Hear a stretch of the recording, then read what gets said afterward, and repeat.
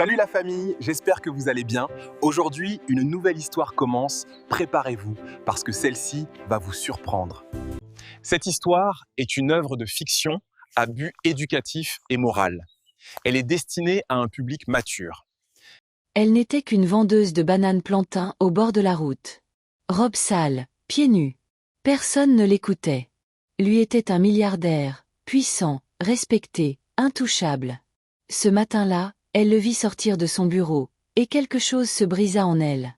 Elle lâcha son plateau, courut au milieu du trafic et lui saisit le poignet en public. Puis elle fit l'impensable. Elle lui arracha la montre de la main. Les gens fixaient la scène. La sécurité s'approcha. « Ne portez pas ça, supplia-t-elle. Si vous le faites, vous mourrez. » Le milliardaire se figea. Car pour la première fois de sa vie, la peur le força à écouter une pauvre vendeuse de plantains. N'oubliez pas de liker, partager, commenter et vous abonner pour soutenir notre chaîne. La première chose que Lola apprit dans la vie fut comment se réveiller rapidement. Non pas parce qu'elle le voulait, mais parce que la rue ne pardonnait pas aux gens lents. Elle ouvrait les yeux avant l'aube, le corps raidi d'avoir dormi sur le béton nu. Le froid de la nuit s'agrippait encore à ses os. Un bus passant par la éclaboussa de l'eau sale près de ses pieds, et elle se redressa immédiatement, le cœur battant. Pendant un instant, elle ne se souvint plus d'où elle était. Puis la réalité s'installa, de nouveau sous l'auvent d'un magasin fermé. Elle se frotta les bras, se leva et ajusta la robe délavée dans laquelle elle avait dormi. Elle sentait légèrement la fumée, la poussière et la vieille huile de l'atelier de mécanique voisin.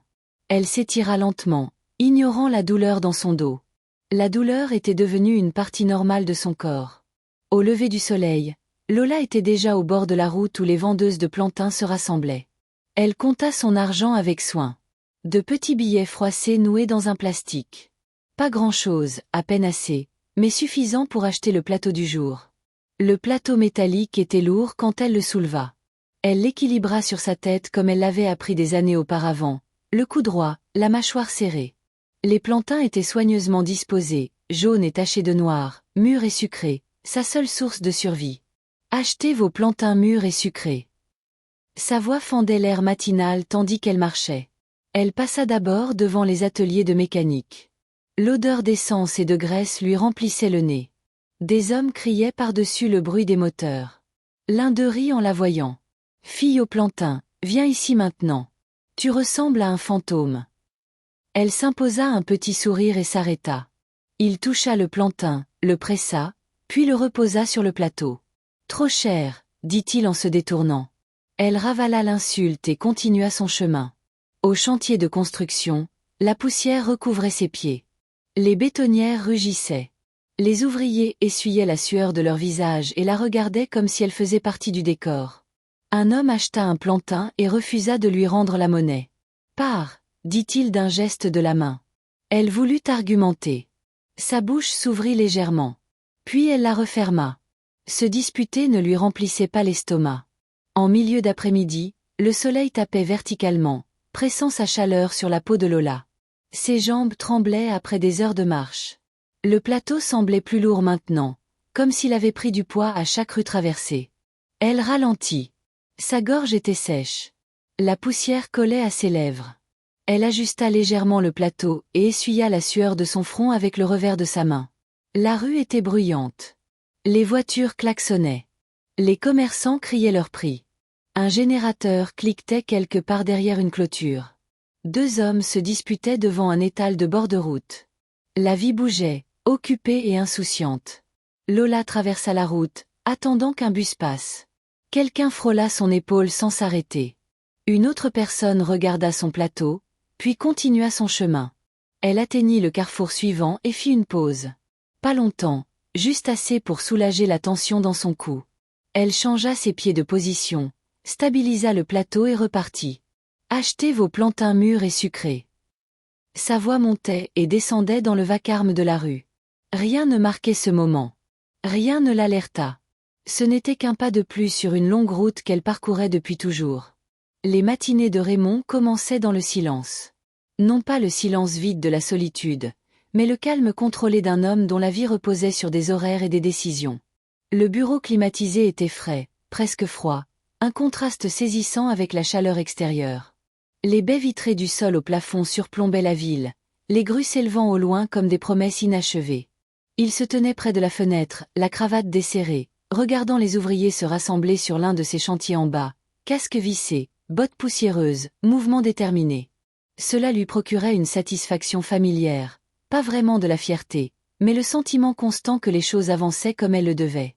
Sur son bureau gisaient des dossiers soigneusement rangés, des contrats agrafés et étiquetés. Une photographie encadrée était posée sur le côté. 2 adolescents en uniforme scolaire, les bras passés sur les épaules l'un de l'autre, souriant sans peur de l'avenir. Raymond et Ken. Il prit la photo un instant, puis la reposa alors que la porte du bureau s'ouvrait. « Salut, patron », dit Ken. Raymond se tourna et sourit. « Tu es en avance. » Ken haussa les épaules, se laissant tomber dans le fauteuil face au bureau. « Le trafic m'a favorisé aujourd'hui. » Raymond s'assit, ouvrant un dossier. « Nous avons une réunion à 11 heures. Le projet est quoi? Je veux des chiffres propres. » « Ils sont propres, » répondit Ken rapidement. Trop rapidement. Raymond ne le remarqua pas. Raymond faisait confiance à Ken comme on fait confiance à une habitude, sans y réfléchir. Ken était avec lui depuis le début. Quand Raymond contractait des emprunts, personne ne croyait qu'il pourrait rembourser. Quand il dormait dans son bureau certaines nuits, trop fatigué pour rentrer chez lui, Ken était là, mangeant des plats à emporter sur des boîtes en carton, se plaignant, riant, survivant. Quand le premier gros contrat tomba, Raymond n'hésita pas. Il fit venir Ken, le nomma directeur, lui donna tous les accès.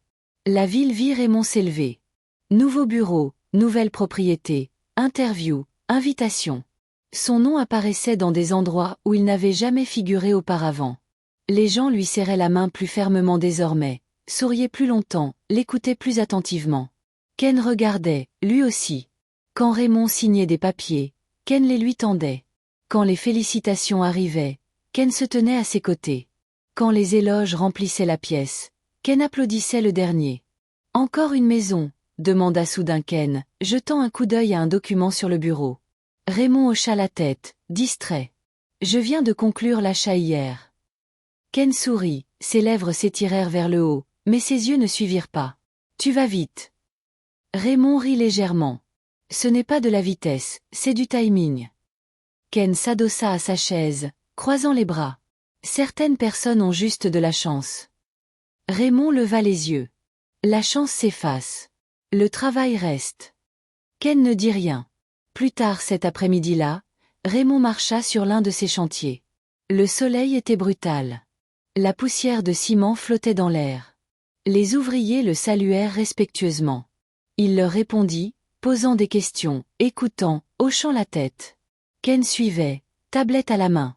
Raymond s'arrêta pour aider un ouvrier à soulever une planche tombée. L'homme le regarda, choqué. « Monsieur, non. »« C'est bon, » dit Raymond, soulevant déjà la charge. Ken regardait, la mâchoire se serrant légèrement. Lorsqu'ils revinrent à la voiture, Raymond était couvert de poussière, les manches retroussées, souriant comme un homme qui se souvient encore d'où il vient. Ken lui ouvrit la porte. Raymond ne vit pas la manière dont la main de Ken s'attarda sur la poignée de la voiture. Il ne vit pas le regard qui traversa son visage. Bref, tranchant, enterré immédiatement. Raymond avait tout. Et debout à ses côtés se tenait la seule personne qui voulait que tout cela soit à elle à la place. La nuit arriva comme elle arrivait toujours pour Lola, sans prévenir et sans merci. Au moment où les rues commençaient à se calmer, son plateau était vide. Non pas parce que la journée avait été clémente, mais parce que ses jambes l'avaient porté jusqu'à ce qu'il n'y ait plus rien à donner. Elle s'arrêta sous un lampadaire vacillant et compta les pièces dans son sac en plastique, les protégeant de sa paume. Ce n'était pas grand-chose. Elle noua le plastique et le glissa à l'intérieur de sa robe, le pressant contre son ventre. La faim était là, vive et familière dans son abdomen. Elle acheta un petit encas emballé à une femme sur le bord de la route et mangea lentement, mâchant chaque bouchée comme si elle devait durer éternellement. Quand elle eut fini, elle s'essuya les mains et continua de marcher. Elle trouva une place à côté d'un bâtiment inachevé, des piliers de béton s'élevant haut et creux dans l'obscurité. Elle choisit un coin près de sacs de ciment empilés, posa un carton aplati, et s'assit un moment, frottant ses mollets jusqu'à ce que la douleur s'atténue. La ville respirait autour d'elle. Une radio jouait quelque part à proximité. Un chien aboya une fois. Des rires flottèrent puis s'évanouirent. Lola s'allongea et fixa le morceau de ciel entre les murs brisés. Le sommeil ne venait pas. Son esprit glissa en arrière vers un jour qu'elle s'efforçait de ne pas se rappeler. Elle était plus jeune alors, plus petite, son plateau plus léger. Une femme se tenait au bord de la route devant elle, riant au téléphone, un pied déjà engagé sur la chaussée. Les voitures passaient vite, impatientes. Lola ressentit alors une urgence soudaine qu'elle ne pouvait nommer. « Tanti !» appela-t-elle. La femme ne se tourna pas. « Tanti, attends. Ne traverse pas. » La femme jeta un bref coup d'œil en arrière, les yeux agacés. « Mêle-toi de tes affaires. » Elle claqua de la langue et fit un pas en avant. Le bruit vint trop vite. Un klaxon, un cri, un corps frappant le métal. Les gens coururent. Quelqu'un cria, le sang se répandit sur la route. Lola restait figée, son plateau glissant de sa tête pour s'écraser au sol. Puis quelqu'un la pointa du doigt. Elle lui parlait. « Qu'est-ce que tu lui as dit? Pourquoi tu criais ?» La foule se tourna vers elle. Les visages se durcirent. Les voix montèrent. « C'est elle qui a causé ça. C'est une sorcière. Je l'ai vue. » Des mains saisirent sa robe. Quelqu'un la bouscula. Un autre envoya valser son plateau d'un coup. « Sorcière, confesse. Tenez-la. » La peur déchira son corps comme un feu. Elle réussit à se libérer, elle ne sut jamais comment, et courut. Elle ne s'arrêta pas avant que ses poumons ne brûlent et que ses jambes ne lâchent. Elle se cacha sous un pont jusqu'au matin, tremblante, guettant des bruits de pas qui ne vinrent jamais. Après ce jour-là, Lola apprit quelque chose que la rue n'enseigne pas avec douceur. Les mots pouvaient vous tuer. Le silence pouvait vous garder en vie. Alors, elle cessa de parler quand elle ressentait le besoin d'avertir. Elle cessa de réagir quand quelque chose s'agitait en elle. Elle apprit comment détourner le regard, comment continuer à marcher, comment survivre. Désormais allongée sur le béton froid des années plus tard, elle se tourna sur le côté et resserra sa robe autour d'elle. L'air nocturne pressait contre sa peau. Elle ferma les yeux et respira lentement jusqu'à ce que le bruit de la ville devienne flou. Demain viendrait. Un autre plateau, une autre route, un autre jour à garder la bouche fermée. Le sommeil finit par la prendre, léger et agité, tandis que la ville continuait sa course, ignorant le poids qu'elle portait et la raison pour laquelle elle ne parlait jamais. La nuit qui changea quelque chose en Ken se produisit lors d'un dîner mondain. C'était l'un de ces événements où tout brillait. Verre en cristal, sol poli, musique douce flottant dans l'air. Des hommes en costume sur mesure et des femmes enveloppées de parfums coûteux remplissaient la salle, riant avec aisance comme si rien au monde ne pouvait les atteindre. Raymond se déplaçait dans la pièce comme s'il était chez lui. Les gens se tournaient en le voyant. Les sourires s'élargissaient. Des mains se tendaient. Raymond. Ah, l'homme en personne. Votre dernier projet à l'Eki était impressionnant. Raymond riait, serrait des mains, acceptait les compliments avec la même chaleur détendue qu'il utilisait partout ailleurs. Ken suivait un demi-pas derrière. Au début, personne ne remarqua. Puis quelqu'un demanda. Et vous êtes? Avant que Ken ne puisse répondre, Raymond intervint avec aisance. C'est Ken, mon directeur. Il est avec moi depuis le début. Le sourire revint sur le visage de l'homme, mais brièvement. Oh, c'est charmant, dit-il, se détournant déjà. Ken resta là, tenant un verre qu'il n'avait pas demandé, hochant la tête lors de conversations qui ne l'incluaient jamais. Quand les serveurs passaient, il servait Raymond en premier. Quand les discussions d'affaires commençaient, les chaises pivotaient, s'éloignant toujours de Ken, jamais vers lui. À un moment, une femme se pencha vers Raymond et dit doucement. « Vous avez bâti tout cela vous-même » Raymond sourit. « J'ai eu de l'aide. » Elle rit légèrement. « Évidemment. » Les mots étaient aimables. Le sens ne l'était pas. Ken le ressentit alors, vif et humiliant. Il n'était pas invisible par manque de valeur. Il était invisible parce que les gens dans la pièce avaient déjà décidé qui importait. Plus tard, alors que Raymond était accaparé par un groupe d'investisseurs, Ken se tint seul près du bar. Un serveur le bouscula sans s'excuser. Quelqu'un posa un verre vide devant lui sans demander, comme s'il était un repose-bouteille, utile seulement quand on en a besoin, oublié immédiatement après. Quand ils partirent enfin, l'air de la nuit était frais. Raymond parlait avec enthousiasme de nouvelles opportunités, sa voix pleine de projets et de confiance. Ken écoutait, et à l'intérieur de lui, quelque chose se durcit. Ce n'était plus une question d'amitié.